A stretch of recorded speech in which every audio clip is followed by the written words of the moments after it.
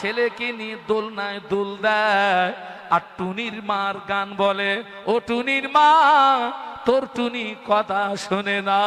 দেখা যায় ও মাও গানের হাফেজ, সন্তানও গানের হাফেজ। আমি ওই মায়েদেরকে বলবো, ও মা ছেলে মেয়েকে যখন দোলনায় দোল দিবি মা, গান বলবি না মা, গান বলবি না মা, বরং মা তুমি একটু কলেমা পড়ো, লা ইলাহা ইল্লাল্লাহ, লা ইলাহা ইল্লাল্লাহ, লা ইলাহা ইল্লাল্লাহ, লা ইলাহা ইল্লাল্লাহ। দোলনায় তুমি দোল দাও আর কলেমা পড়ো মা, একদিন তুমি দেখবে আল্লাহ চাইলে আল্লাহ তোমার সন্তানের জবান থেকে কলেমা জারি হয়ে যাবে। আরো জোরে বলুন। এবারে আব্দুল কাদের হুজুরের আম্মা জান বলছে, বাবা একটু বাগদাদে যাও।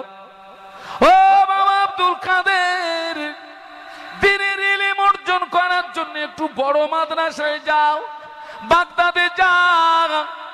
আম্মা জান 40টা সোনার মুদ্রা সন্তানের জামার নিচে, জামার বগলের নিচে সেলাই করে দি একটা কাফেলার সঙ্গে ছেলেকে ছেড়ে দিয়েছেন।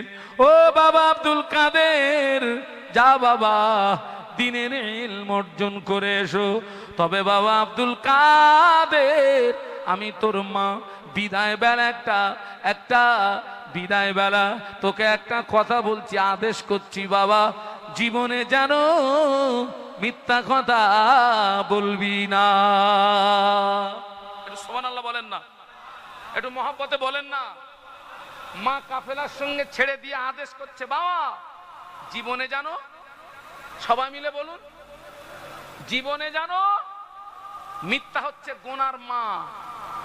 আমরাও মিথ্যা বলি, আমাদের ছেলে মেয়েরাও, আমরাও মিথ্যাবাদী, অধিকাংশ আমাদের ছেলে মেয়েরাও কি পাকা পাকা মিথ্যাবাদী। শুধু মিথ্যাবাদী না, পাকা পাকা মিথ্যাবাদী। জীবনে যেন মিথ্যা কথা বলবি না।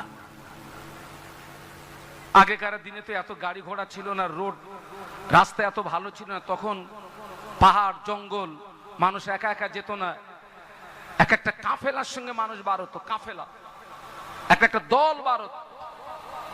ও আমার মায়েরা, মা বিদায় দিলেন, বাবা আব্দুল কাদের আল্লাহর হাওলা করলাম বাবা, তবে একটা আদেশ করি বাবা, জীবনে যেন মিথ্যা কথা বলবি না। মা ছেলেকে আল্লাহর হাওলা করে দিলেন। প্রতিমধ্যে ওই দল, ওই দস্যু কাফের বাবাজির দস্যু